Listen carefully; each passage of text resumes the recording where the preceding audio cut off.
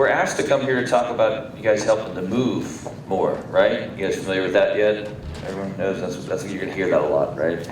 But we did want to present this a little bit because people have asked us about our mountain climbing, and it's interesting because you don't really meet, people that climb and been in places, and it's kind of a fun experience. But I think we both come from a different place, where I started as a kid outside just because, and I've always been active. I said to myself years ago, I don't ever want to be out of shape. I'm going to look down and see my toes on the scale, right? That's literally what I said, just that simple. So I've always done something. And matter of fact, I'm in a space in my mind that if I don't do something, something's wrong. It's like I have a cold, right? So I constantly move. I was telling her my thing went off is 10,000 feet, 10,000 steps already, 5 some miles already in today, stuff like that. So we always move. But we thought we'd just go through a little bit of this and then ask you what you wanted to know about motivation to move and do things to help you be successful and summit your Move More mountain. Is that all right? Okay. I put you up first. Okay.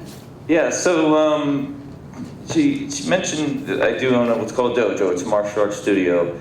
I've been training for 25 years. When I was in my mid-20s, I barely got out of bed, used a stick to get up, and then went to the best back surgeon. I was living in Pittsburgh. He said, well, come back, we'll operate. I'm like, it doesn't make sense. I don't get it. So then I said, the heck with it. I went and joined this martial arts studio. It was a pretty ambitious school. They fought a lot. It was very eye-opening for me.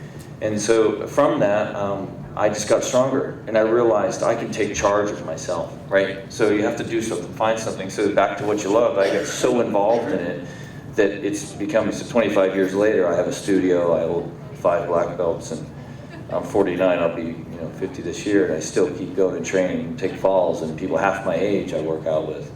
But I did that years ago to say, whenever I'm 80, when I've trained with these guys in Japan, they're 80 some years old, so I'm gonna be like that guy. Not like that guy, but I want to constantly be doing things. Because the worst thing, and I volunteered at other places where I see people getting older, and that's not me. I'm not going to fade away. It's going to be a hard, fun, going to get everything out of life. You can do it too. Everybody can. How I did it, I had to educate myself. I had to ask for advice. I went to the people who did stuff and said, how did you overcome these things? I'm not afraid to ask. I don't know. What do I know? And I just executed on that, took their advice, and listened to myself. And said, boy, if I can't do that, I'm going to try harder. Matter of fact, mountaineering, jumping over, when I first went to climb my first mountain, Katie was asking me this, I failed miserably. I was doing martial arts, I was riding bikes, I was just in shape. I was 25, I don't know, something like that. I couldn't get up. I'm like, what's wrong with me? What am I not doing? So I went back and got it again, and from then on I just had the bug. I'm climbing a mountain every year. So it's a big endeavor. Got to trust your decision. Story I'll tell you is that my longtime mountain buddy, Mike, who I climb with, now I have a new time mountain buddy. We always said, hey, where are we going? Where are we going? What country are you going to go see this time? I've been on every continent, been on Mount Vincent in Antarctica, been to 5 mountains in South America. So what are we going to go visit? And out of that, we're just going to do a mountain in between. So it kept us doing things and active, right? We had a focus. But we always said, boy, it's hard on me. Why are we doing this? We yelled at ourselves, and then 30 days later, we'd say, where are we going now? It's just you had to get over that, because it was painful, hard, and say, why did we do this? But then you realize once you get through all that pain and discomfort, and you start rebuilding, and you're back to normal. Because on Everest, I lost 25 pounds. I was a size large. I was a lot smaller. I'm 220 right now. I was 180 something, so it's a pretty big difference. So then you have to just trust what you do, keep doing it. Get support when you need, create motivational tools. Those are a couple other things that I think are important. And the Fitbits that people speak about that are on there, that's great, but you know what? It's just as easy as, I went to that end of that block, tomorrow I'm gonna go to the other block. That's just as good. Because when I first started doing running or biking, I had to have some destination, and I got really tired and it kind of stunk. And then when I got past that point, I was like, wow, I've achieved. So you start getting those little wins. And it's all those little wins add up into something that becomes bigger. Next thing you know, I was sitting in South America, just climbed on Antarctica, and I said, well, why don't we go to Choyu? It's the next thing you do before Everest, this big mountain. They go, why don't you just go to Everest? We go, okay. It's literally, it's just my life. So your life today, where it is where it is. So let's meet where you are. And then tomorrow, just do whatever it is that spurs you. Next thing you know, you'll be a different person, mentally, physically, and just positively, I think. That's good.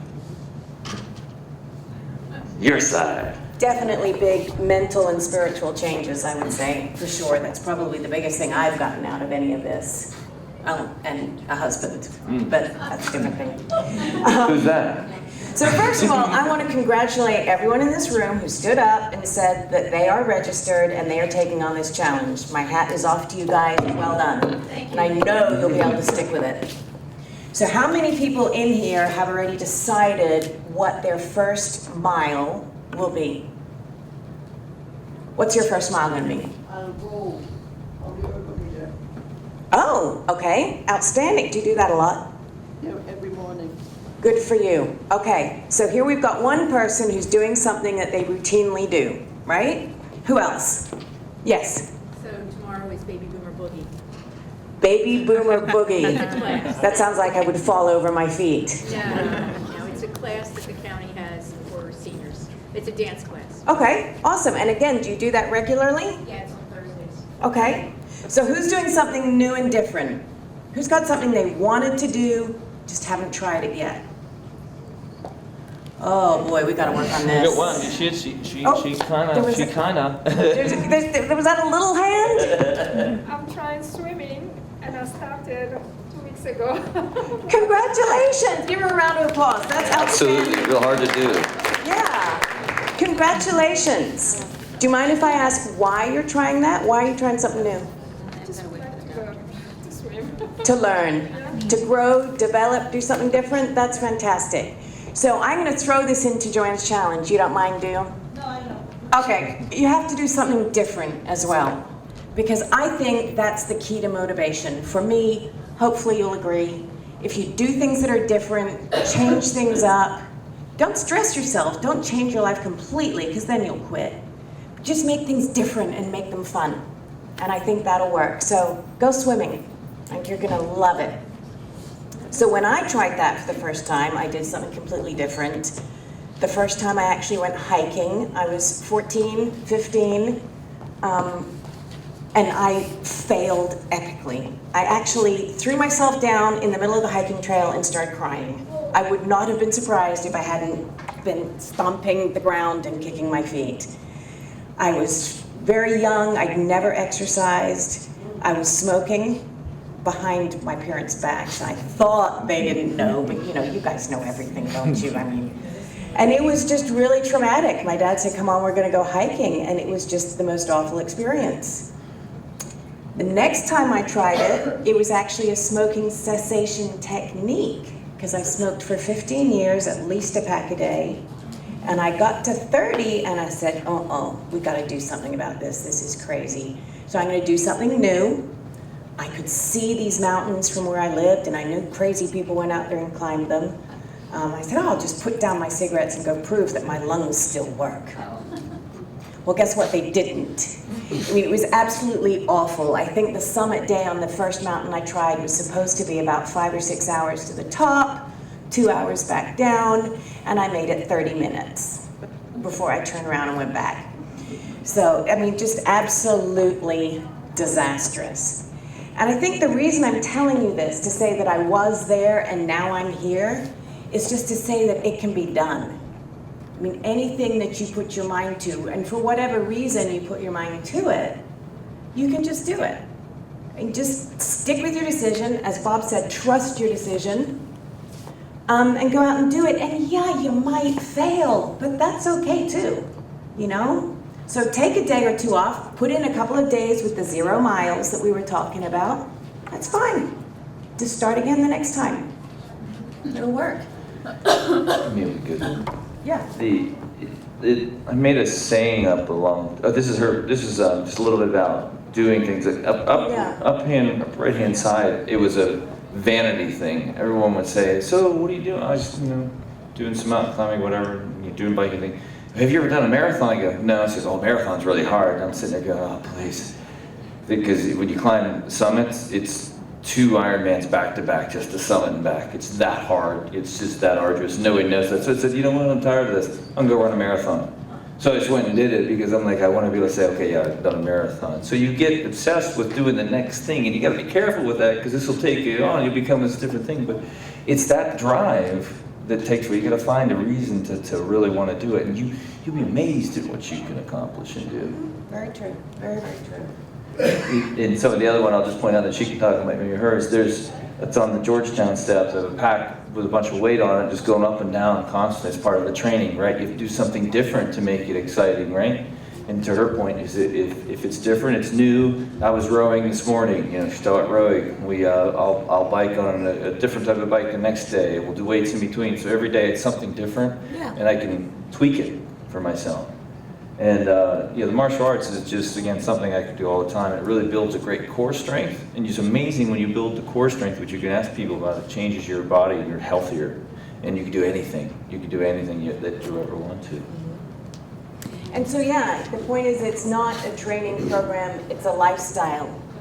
And that's another thing you can think about constantly as well, is you don't have to go do some exercise. You know, just incorporate physical activity into your daily routine. You know, whether you go out hiking or you go out kayaking, you go out with the pups, whatever you want to do. In the bottom left-hand corner, I'm gardening. I tell you, in the middle of the summer, you go out there for 3 hours, that's got to be at least 20 miles. I think Seriously, it's not easy. I think 1 hour is like 325 calories or something like that. I actually looked it up. So, and you get to snack the whole way too. You keep snacking. Oh, well, that's the point of why we do this, right? So we can eat. In fact, little story, it is true. When people ask me why I climb, I say it's so I can eat Butterfingers for breakfast. Because that's actually what I do. When you get up high, you will lose your appetite. So you have to take something that you know you'll eat, that you really want to eat. And so for me, it's a Butterfinger for breakfast. It's my motivation in life, so. So these spaces are the mountains, right? And so you can't really get I like the upper right-hand one. We dig down into the snow and we dug a shelf out so we can hang out, you know, down to get out of the wind. It's kind of fun. And the upper one's Everest. You can see in the background, and that down when you're on Camp 4, it's at about 26,000 feet. Yeah. Yeah, I think there's a lot of food stuffed in her outfit there. That's what that really is.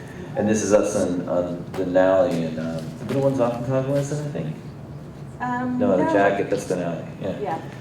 So these are just takes took 14 hours to get to one camp, right? So you had to carry drag 50 pounds, and that's what the sled's for, and carry 50 pounds. It's moving 100 pounds of weight, and for 6 hours. Did you guys want to try that as a activity? No, not so much. No. But so things like that. So you have to build up to it. So yeah, obviously it takes a little time. But there's one thing she's going to show you on one of the other slides. When I talk about, I made a saying once. You have to break through the fence of fear to play on the court of courage, right? I made that up because I always thought when I was a kid, you get to, well, maybe some kids, maybe I shouldn't say this. You couldn't get into the basketball courts. You had to go through the fence so you can play on it because it was usually closed like that. But you were always afraid of getting busted, right? But you had to go do something. You wanted to be active. So this is all about breaking through that fear and that. Here's the one. Oh, my foot hurts. Oh, it's cold outside. Oh, it's all the reasons why you can't do it. And really, you got to go inside your head and say, I just don't want to. But that's what this challenge is about, is just getting everyone else is doing it too. So remember, everyone else has to do it. When Nikki and I are going climbing again, I go work out and I text her, yeah, man, I got this done. And she goes, oh, man. And she goes, oh, I got this. That helps us get there. Because she knows what I did, so she's going to reach for that number. And then so it spurs her on. So you got to have a buddy. And this, you got to, how many people signed up? 280 buddies? You've got a lot of friends. Take advantage of that. Be somewhere and ask. Do yourself a favor and the other person. Ask how much they did that day. And either one, you're going to encourage them because you did a little bit more than them, or two, you're going to be bummed out that they did more and you're going to work harder. But if you don't, you can't live in your own world. Everything takes support. Everything takes support. Clearly, no matter what, everything does. Get that little bit of help.